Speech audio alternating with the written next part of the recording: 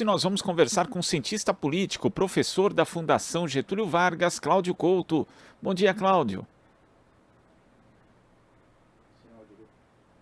Opa, estamos com um probleminha de áudio aqui, vamos ver Você não agora. me ouve? Opa, agora sim, Cláudio, bom dia. Agora sim. Então vou repetir. Bom dia, Glauco, tudo bem? Opa, tudo certo, dentro daquilo que é possível sempre, né, Cláudio? E agora a gente está na medida entrando do aí. impossível. Agora a gente está entrando nessa reta final, né, na semana pré-eleição, mas antes eu queria que você falasse a respeito de um fato que aconteceu no sábado. Muita gente, inclusive, acabou não sabendo que foi o debate entre candidatos à presidência realizado pelo SBT junto com a CNN, também um pool de veículos de comunicação. O ex-presidente Lula não esteve presente, mas os outros candidatos ali principais foram. E eu queria que você falasse a respeito de como você viu esse encontro realizado no sábado, Cláudio.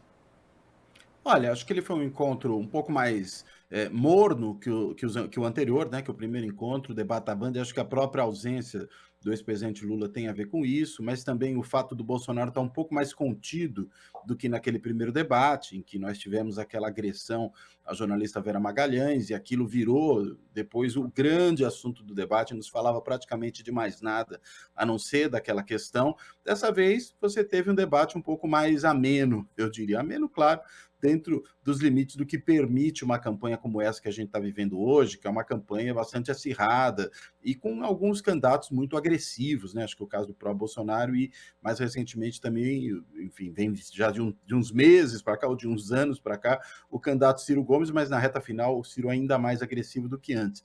Então, mesmo considerando esses aspectos, acho que o debate foi um pouco mais ameno, teve uma audiência mais baixa, menos da metade do debate anterior. Acho que isso também produziu uma repercussão menor desse debate em relação àquele, não só o fato de não ter episódios tão chamativos, mas também essa audiência menor.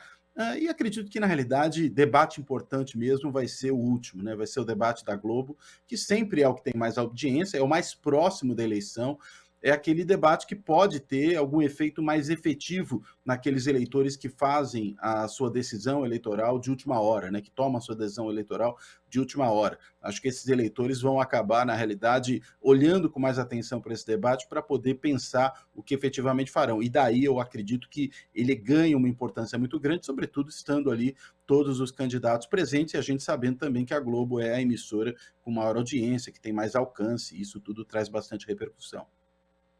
Falando inclusive da audiência, né? A audiência média foi de 5 pontos, bem abaixo do esperado, inclusive, tanto pela emissora quanto pela campanha de Jair Bolsonaro. Mas tem um fato que você destaca, Cláudio, que é essa moderação, entre aspas, do Bolsonaro, que mostra muito como a gente tem uma baixa expectativa em relação a como o presidente da República se porta no debate, né? Porque a gente fala assim, poxa, dessa vez ele não agrediu o jornalista. Então, quer dizer, já é uma coisa assim surpreendente. Nossa, então o Bolsonaro foi minimamente civilizado.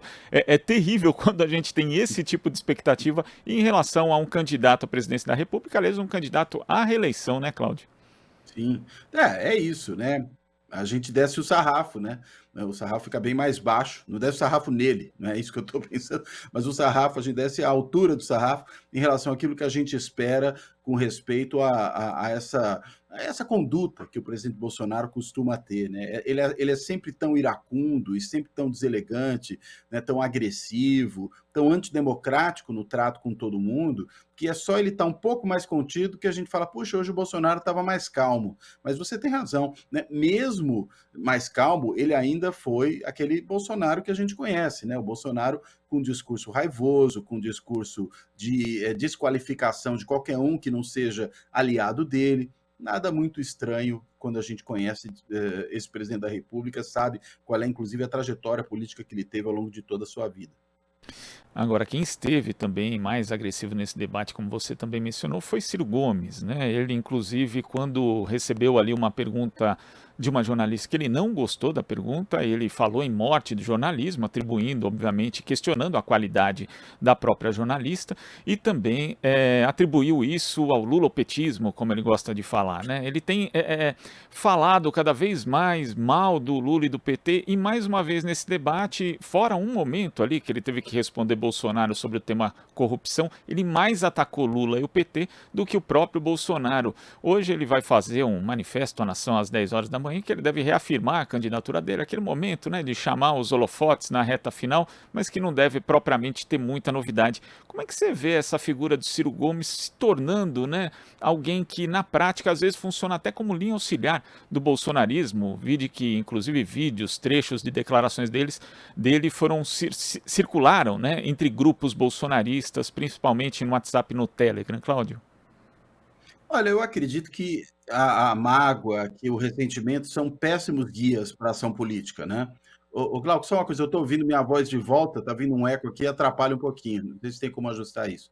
Legal, acho que melhorou agora, né. Então, como eu estava dizendo, a mágoa, o ressentimento são péssimos guias para a ação política e eles acabam fazendo com que candidatos tenham uma conduta como essa do Ciro, que vai, na realidade, lançando por terra tudo que foi a sua trajetória, né, como político desde pelo menos os anos 90, né, depois ali dele ser o responsável final pela área econômica do governo Itamar, pilotou o Plano Real ali no finalzinho, né, ele acaba rompendo com o PSDB, vai para o Cidadania, hoje Cidadania, então ainda PPS, é candidato em 98, mas ali na sequência ele faz toda uma trajetória política vinculada à centro-esquerda, né, e isso até a eleição de 2018, quando ele muda completamente de perspectiva, né? Há aquele segundo turno, já todo mundo sabe disso, vai para Paris, se omite no segundo turno, depois fala que votou, mas de liderança política a gente sempre espera algo mais do que meramente um voto. Um voto é para qualquer cidadão. Uma liderança política você espera posicionamento.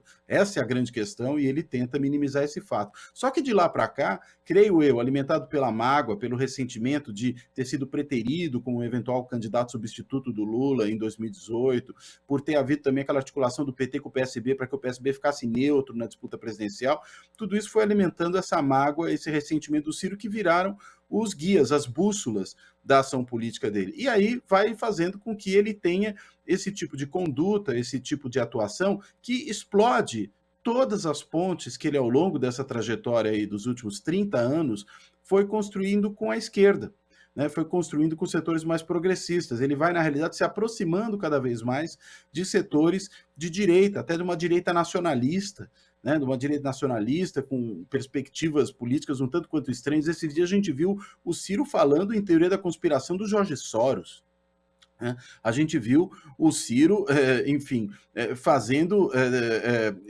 uma série de discussões ali, imaginando o Brasil ameaçado na sua soberania, como fazem aí os teóricos da extrema-direita. Ou seja, é tanta posição estranha, né, que o Ciro vem assumindo recentemente, que realmente eu acho que ele perdeu o rumo, né? E ao perder o rumo, ele pode até manter esse percentual de votos que tem. A pesquisa FSB hoje dá o Ciro com 5%, né? Saiu logo cedo, né? As outras pesquisas vinham dando alguma coisa como 7%, mas eu acredito até porque várias das pesquisas têm mostrado que um eleitorado considerável dele, talvez alguma coisa como um terço desse eleitorado, possa abandoná-lo nessa reta final, e em grande parte por conta desse comportamento, né? Porque eleitores do campo progressista que gostam das ideias do plano de governo de Ciro, entretanto, têm desaprovado essa conduta. E a gente sabe que política não é só plano de governo, política é também forma de agir, né? A liderança política tem que ter uma forma de agir que conta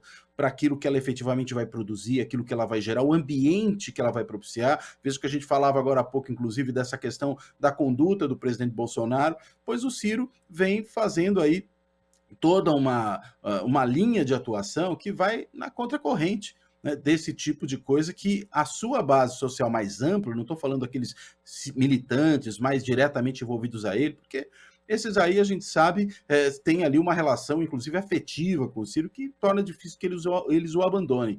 Mas para esse eleitorado um pouco mais amplo, nós estamos vendo, inclusive, várias declarações de figuras mais conhecidas que sempre foram ciristas. O Tico Santa Cruz é um deles, o Felipe Neto é outro, né, desses mais famosos que a gente conhece, dirigentes do PDT, né, teve um dirigente do PDT nacional que é lá do Paraná, que também declarou recentemente que não concorda com essa conduta e pediu até para sair do Diretório Nacional e da vice-presidência da fundação do partido. Tudo isso vai produzindo esse afastamento. Então, me parece que é um candidato traindo a sua própria história com base na mágoa e no ressentimento. Que são, como você falou, péssimos conselheiros, Cláudio. Agora, Exato. Você citou também a pesquisa FSB, a que saiu há pouco, né, mostrando que o ex-presidente Isso. Lula está com 48% dos votos válidos nesse levantamento, oscilou um ponto para cima, já tinha crescido 3 pontos no próprio FSB que foi divulgado na semana passada. E quando a gente pega todos os institutos principais, ali Datafolha, IPESP, FSB, Atlas, Quest, IPEC e Poder Data, em todos esses, nas últimas 10 pesquisas, o ex-presidente Lula ou cresceu ou oscilou positivamente.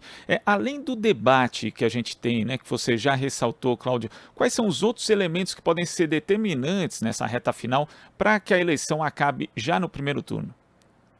Olha, acho que primeiro de tudo, né, além do debate, como você bem colocou, o comportamento que os candidatos tiverem nessa reta final, né? Acho que muitos eleitores vão estar olhando com lupa para essa conduta dos candidatos e eu entendo que muito da escolha que virá agora é uma escolha afetada por esse tipo de comportamento e essa observação que esses eleitores farão. Por isso até é que eu falava dessa questão da conduta do Ciro, que tende a ele ser eleitoralmente prejudicial nesse curto prazo. Nem estou dizendo do longo prazo, que aí eu acho que o sacrifício que ele faz de si próprio é muito maior. Mas no curto prazo, há uma parcela do eleitorado que pode ser a parcela decisiva para resolver essas eleições no primeiro ou levar para o segundo turno, que vai estar olhando com lupa para os candidatos. Então, eles têm que, digamos, andar com muita cautela, pisar em ovos nessa reta final, né? Claro, sem abandonar as suas posições, sem deixar claro aquilo que pretendem fazer, aquilo que defendem, aquilo de que se distinguem, tudo isso é fundamental. Mas eu acredito também que esses candidatos vão ter que tomar muito cuidado para não gerar dissabores nos eleitores que eles poderiam ter com eles nessa reta final. Acho que isso é o fator decisivo para muitas escolhas agora. Então, acho que vai ser uma campanha em que, e aí o debate ser importante, porque debate a gente sabe, mais até do que substância, né, do que propostas específicas sobre uma política pública ou outra, sobre uma questão de posicionamento ou outra, o que conta é a performance quase que cênica do candidato, se ele consegue se sair bem ali com desenvoltura na hora de perguntar, de responder, de comentar algum tipo de coisa. Se ele vai mal nisso, ele tende a ter uma avaliação negativa. Então, acho que essa questão do comportamento vai ser o fator fundamental para que os eleitores decidam agora, porque de resto, tudo já foi posto, todo mundo já falou do que pensa em termos de políticas de governo, todo mundo já é sobejamente conhecido pelo eleitorado, ou seja, ninguém vai muito mais se fazer a conhecer agora, mesmo a Tebet, que entrou de última hora, né, não tem muito o que explorar nesse momento, eu diria. Então, o que conta agora é a imagem do candidato como figura, como pessoa, entendo eu, que vai determinar essas escolhas. Numa eleição que é bastante, né, que a disputa presidencial ela chama muita atenção, é nessa semana aqui pré-eleição que muita gente vai começar a prestar mais atenção ali nos candidatos a governo do estado, também Senado, as candidaturas de Exato. deputados, Cláudio. E aí eu queria saber em relação às disputas de governo do estado, né? A gente já tem algumas oscilações Uhum. importantes, oscilações não, mudanças mesmo, como na semana passada a gente viu em 3 pesquisas o candidato do PT ao governo do Ceará, o Eumano de Freitas, ultrapassando Roberto Cláudio, né? Antes ele estava numa situação de empate técnico e, de acordo com 2 sondagens, inclusive já estaria empatado com o capitão Wagner, que é o candidato bolsonarista no estado. Você acha que pode haver, com esse crescimento recente da candidatura do ex-presidente Lula, também um crescimento de candidatos que se alinha a ele em alguns estados, principalmente alguns estados-chave, né? Como Rio de Janeiro e Minas Gerais, Cláudio? Eu acredito que sim, né? Isso é o que costuma acontecer, né, em várias eleições. O candidato que tem um crescimento na reta final, ele costuma carregar consigo outras candidaturas que de alguma forma se identificam com a dele. Para todos os cargos, eu diria, para governador, claro, né, mas também para aquelas candidaturas nas eleições para o Congresso e mesmo até para o Legislativo Estadual. A gente viu isso com o Bolsonaro na eleição de 2018, né? Ele tem aquele sprint final, ele cresce bastante, né? As pesquisas mostram isso, quer dizer, elas tinham um certo quadro até uma semana antes da eleição, dali você tem um crescimento muito grande, e aí, por exemplo, o PSL, que era um partido ridículo, sem qualquer tipo de importância até então, ele tem a maior votação para a Câmara de Deputados em todos os partidos. Né? O Bolsonaro consegue eleger o Wilson Witzel, do Rio de Janeiro, consegue eleger o governador de Santa Catarina, o governador do Amazonas, o Zema, em Minas Gerais, que gruda ali no Bolsonaro, Dória em São Paulo vira Bolsodória, né? O Eduardo Bolsonaro tem uma votação muito grande para a Câmara, a Joyce Hasselmann também a Janaína Pascoal é a parlamentar mais votada proporcionalmente, né, dos candidatos a cargos proporcionais. A Janaína Pascoal arrebenta de voto em São Paulo, tem até mais voto que o Eduardo Bolsonaro, né, para a Assembleia Legislativa, ou seja, gera um fenômeno de onda. Eu diria que isso pode também acontecer agora. Entendo que, como a campanha vem muito estabilizada e a variação agora tende a ser muito marginal, né, essa onda não acredito será tão forte quanto aquela onda que, de repente, cresce do nada, né? Ou que tem uma variação muito, muito grande nessa reta final. Acho que as variações tendem a ser pequenas, logo o impacto também tende a ser menor. Mas é claro, um certo clima de vitória que possa eventualmente favorecer o ex-presidente Lula tende a favorecer os candidatos apoiados por ele nos estados, né? O caso do Ceará, acho que você já apontou ali, mostra inclusive mais um erro político do Ciro Gomes, conseguiu ali produzir uma situação que tende a fazer com que o seu candidato, o Roberto Cláudio, ele fique para trás, né? Pode favorecer o Freixo no Rio de Janeiro, que tem um cenário mais difícil, um cenário mais complicado. Na Bahia, onde a gente está vendo ali uma eleição que começou a se tornar muito mais emocionante do que parecia à primeira vista, pode também favorecer o candidato do PT ao governo do Estado, em prejuízo do ACM Neto. Enfim, eu acho que tem sim algum efeito, mas acredito que ele não tende a ser tão forte pela onda, ele pode ser talvez forte pelo ambiente, pela percepção de chance de vitória do Lula. Acho que isso é que pode favorecer essas candidaturas. É um fenômeno algo distinto, né, daquele que nós verificamos há 4 anos atrás, nesse caso, em favor do Bolsonaro. Cláudio, eu queria agradecer a sua participação aqui no Jornal Brasil Atual de hoje, mas antes da gente se despedir, queria que você falasse a respeito do programa do canal Fora da Política Não Há Salvação. Teremos aí um programa pré-eleitoral, Cláudio?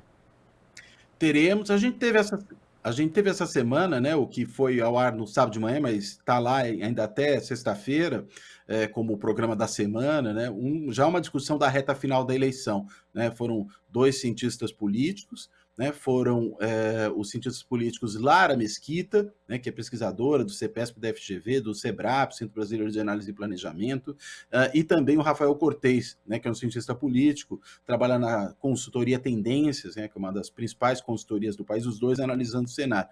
E no programa da semana, a ideia é outra, né? A ideia é a gente discutir a questão dos evangélicos na campanha. A gente sabe que os evangélicos e as mulheres são 2 eleitorados que são eleitorados, enfim, muito importantes, né, do ponto de vista, enfim, não só do peso do seu voto, evidentemente, as mulheres têm muito mais que os evangélicos, até porque são mais da metade da população, mas por conta de serem eleitorados com preferências muito marcadas. Então, a discussão essa semana será sobre esse tema. Tá certo, então, e sempre sábado a partir da meia-noite já vai pro ar no YouTube, né, Cláudio? Meia-noite e sexta, né? Meia-noite, 0 horas de sábado. 0 horas de sábado. As pessoas às vezes fazem confusão. É verdade. Isso, a a gente partir das 0 pacifica dizendo que é de sexta para sábado, né? Perfeito, aí não dá erro, né? A essa hora sobe, fica lá disponível, tanto nas várias plataformas de podcast aí, a pessoa pode escolher a que ela prefere, como, claro, também no canal do YouTube. Maravilha. Cláudio, muito obrigado pela sua participação aqui no jornal. Até a próxima. Obrigado, Glauco. Um grande abraço para você. Abraço. Conversamos aqui com o cientista político e professor da Fundação Getúlio Vargas, Cláudio Couto. Estamos apresentando Jornal Brasil Atual. As notícias que os outros não dão.